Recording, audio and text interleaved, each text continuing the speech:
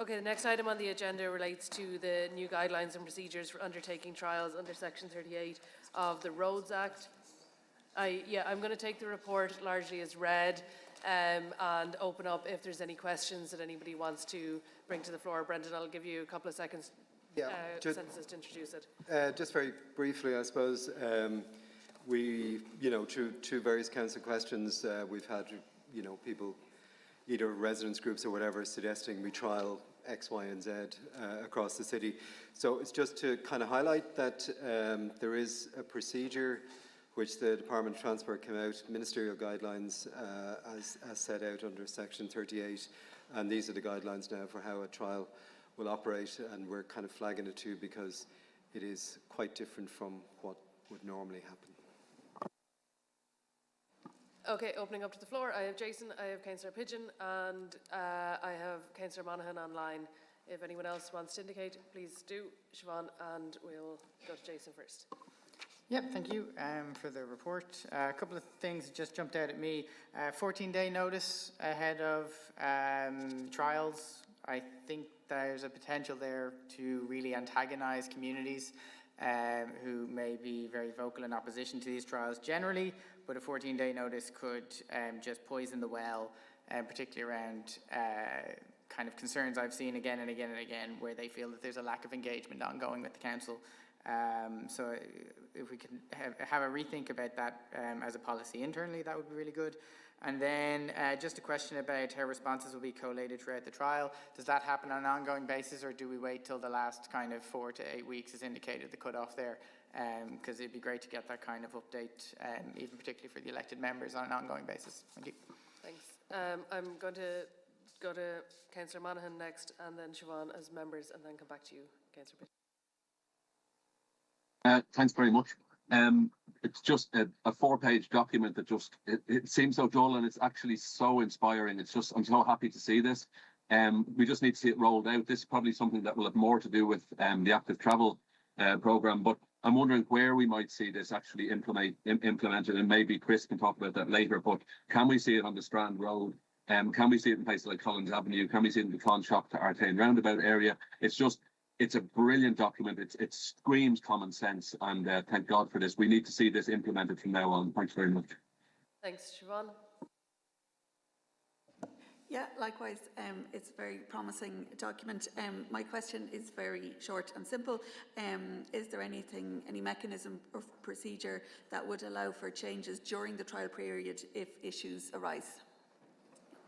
Thanks, and Councillor Pigeon. Yeah, that was one of the 2 questions I had as well, changing something midway through, because I think it's generally a very, very good idea, and sometimes you see the fears in public consultation just aren't met, so it's good to kind of cut through with the dose of reality. Just, I understand the whole point of not having a full consultation process in advance, but are you kind of thinking of a very loose sort of, hey, we're thinking of making some changes to this junction, and any thoughts kind of process, or is it just sprung as a complete thing? Consultation can be a tedious and difficult process, but sometimes there are just little ideas that can be improved. I've had some taken on board, some not, but how is it going to work with, is it really just like, here's what we're doing, there's no discussion on it and it's coming in 2 weeks? I'm just trying to tease out what the practice is as opposed to the kind of the legal approach here. But generally it looks really, really positive, and I think trialling is much better than trying to perfect in the abstract. Thank you. Thanks. Sinead? Okay, great. And yeah, similar to others, I just want to say it's really welcome to see a kind of clear, coherent set of guidelines, and also that we as a City Council can actually answer the question of what a trial means, because I think that has been an ongoing bugbear of everybody, including yourselves, I'm sure, at many points, and that isn't restricted to the traffic department, that's across the board, I think. So it is good to have a clear set of guidelines for that, so just to welcome it. Thanks. Yeah, I suppose just to touch on the point that about Jason and Councillor Pigeon made, the reason I suppose we brought this to you is because, these are guidelines from the Minister for Transport, and if you read the instructions, this is how you should conduct a trial. They're set out. They're not our guidelines.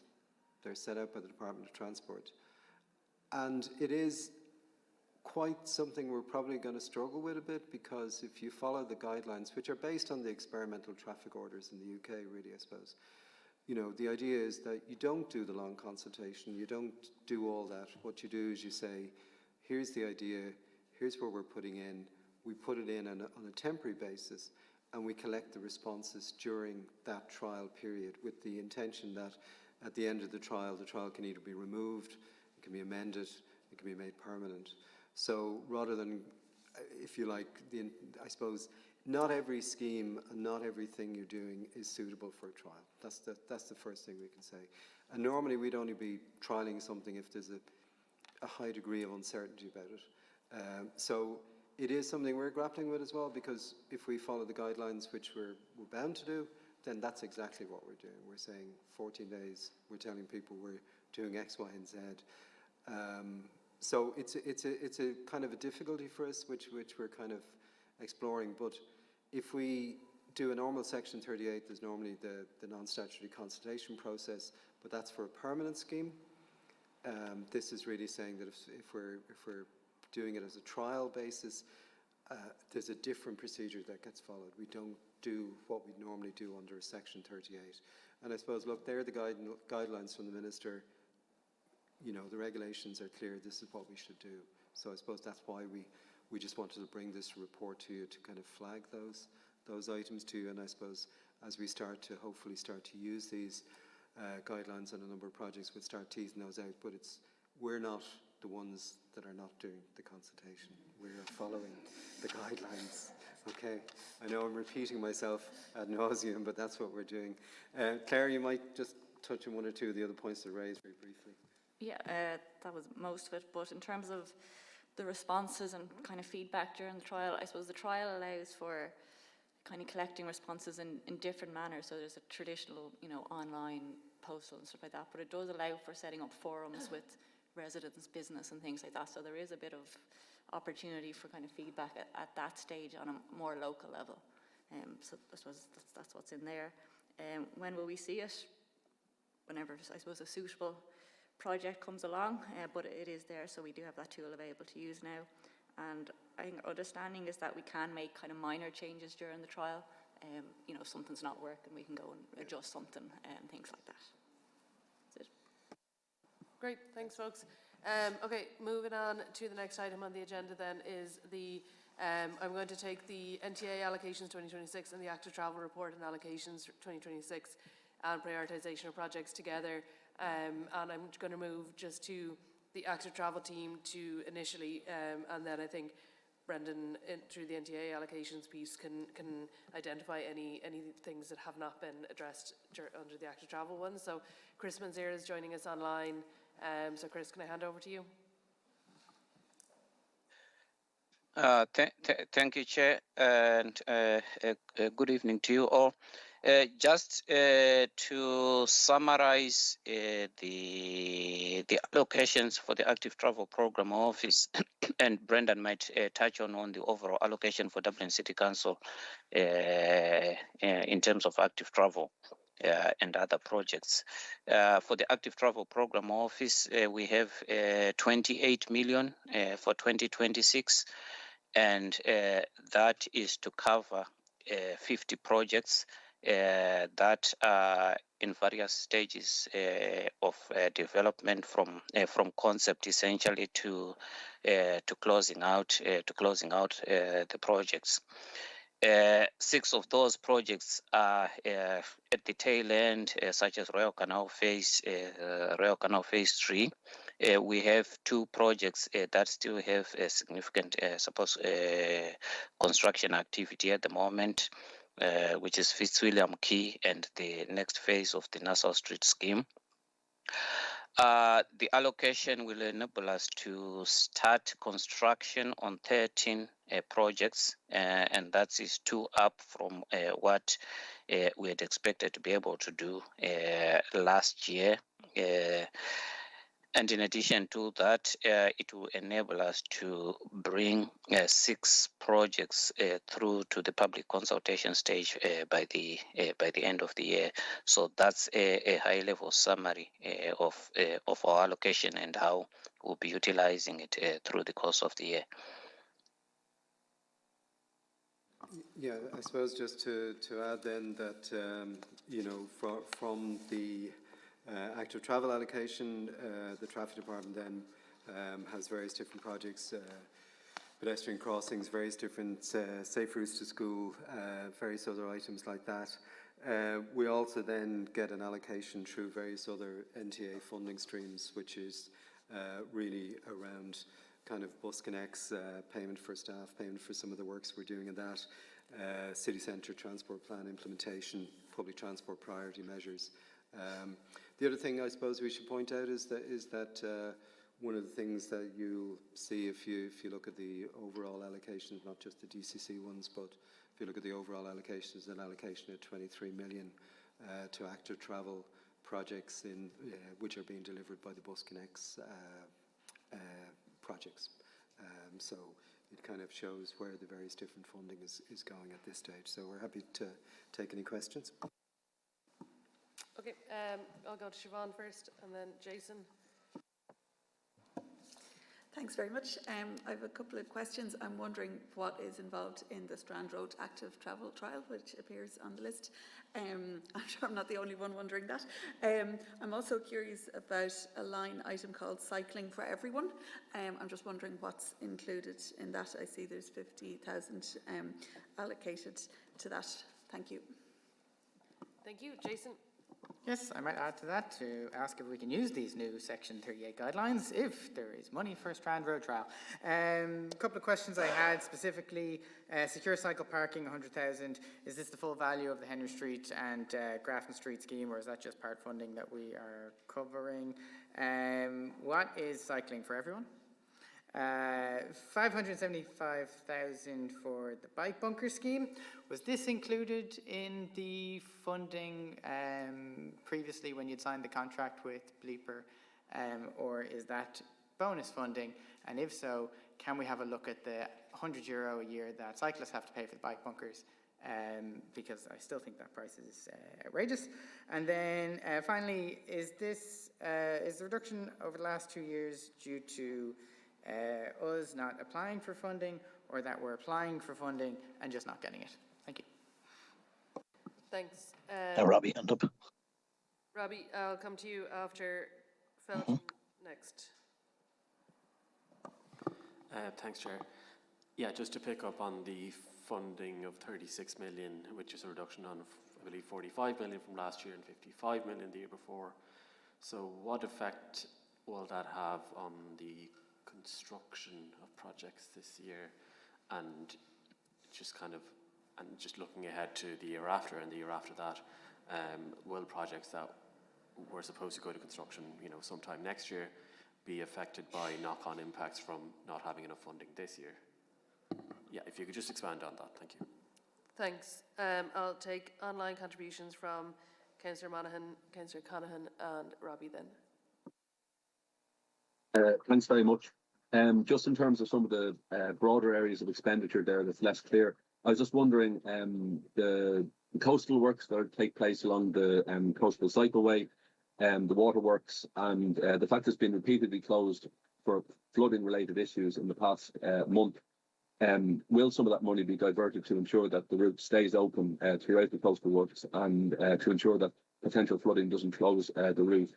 And besides that, just in terms of expenditure for the coming year, the route from Clonshock to Artane Roundabout had been flagged throughout all the reports as being to go ahead this year, and then the dates have changed, and in one of your responses it was 2027, and another one in the past month it's changed to 2028. So when is that route to proceed, and is it due to cutbacks that the route seems to be pushed back, and would make you worry it's not actually going to go ahead? That's Clonshock to Artane Roundabout.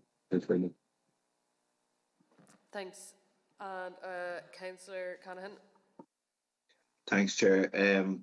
Welcome the report and the monies that are going to some of the projects there, but I'd query how long some of these projects are taking and how long some of them are on the agenda. For instance, the Finglas area roundabouts, the ones at the Little on the N2 and the Jamestown roundabout, I think that Jamestown roundabout was being discussed when I first became a councillor in 2011, and we're still talking about it, hasn't been done.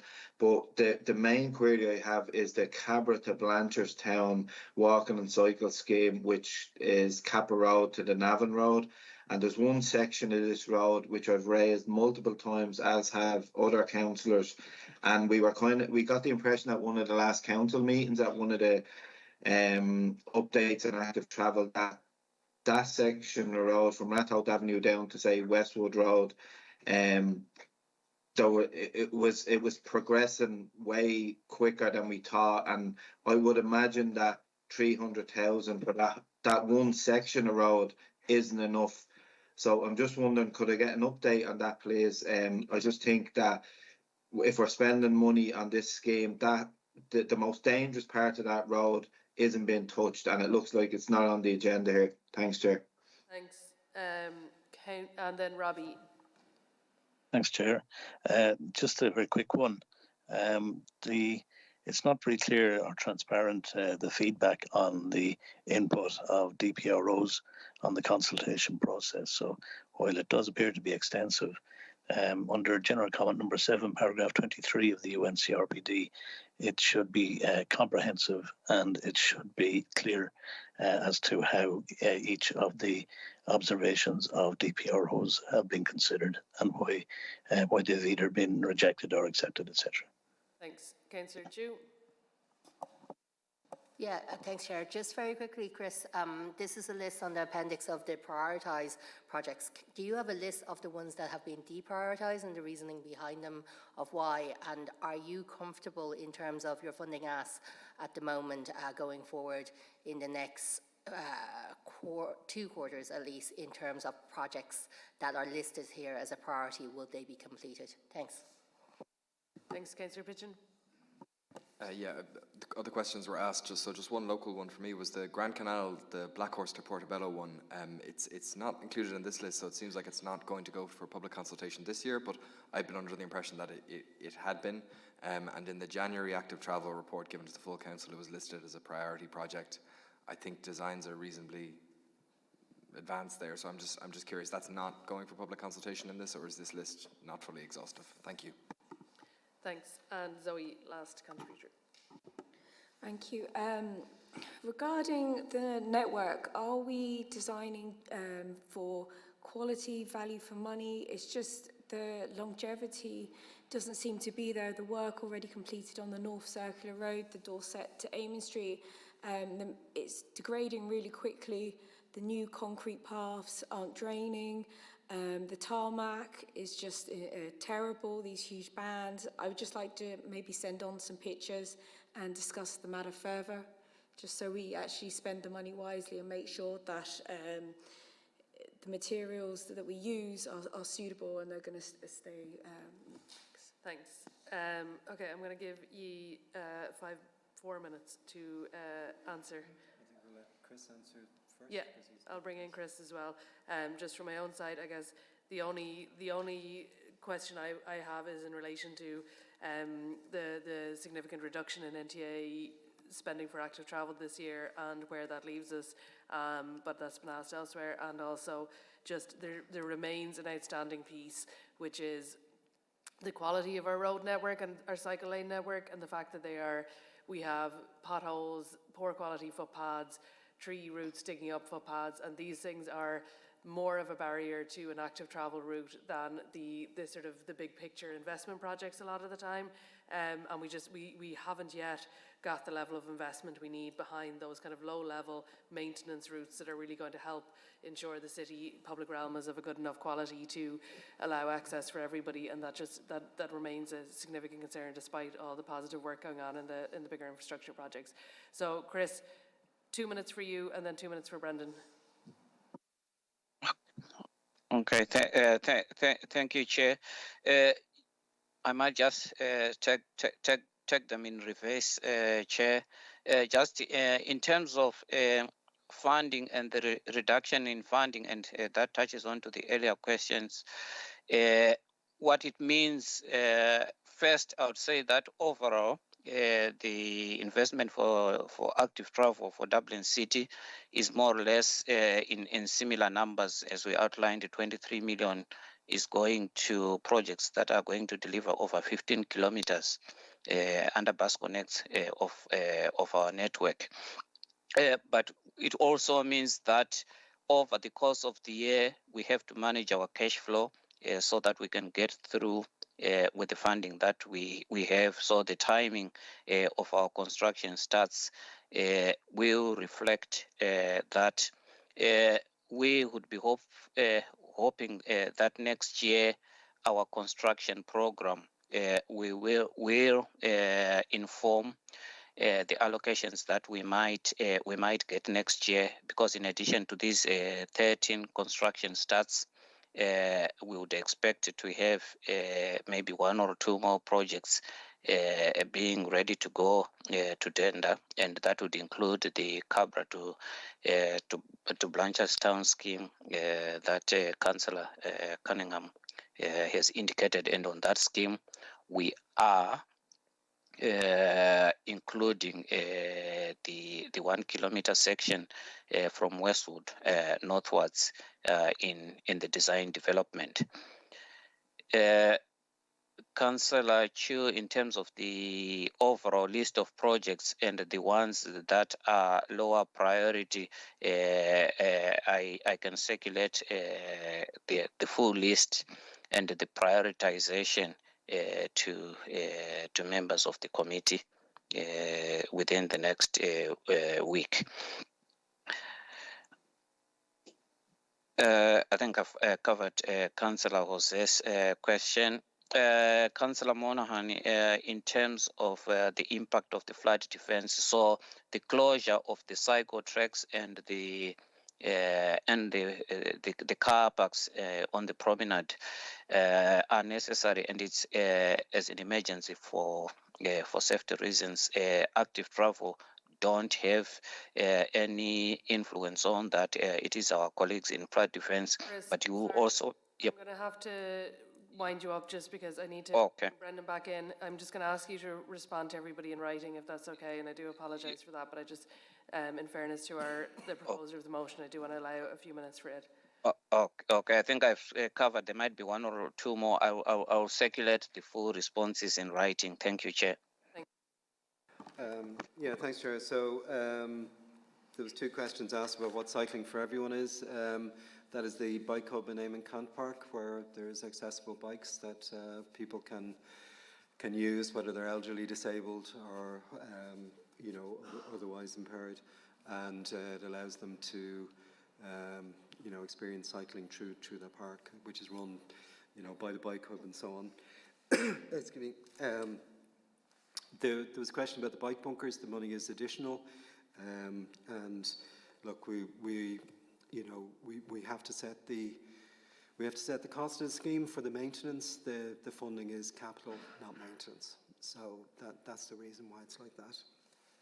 I think probably most of the rest of it have been covered, but if not, we'll come back to you.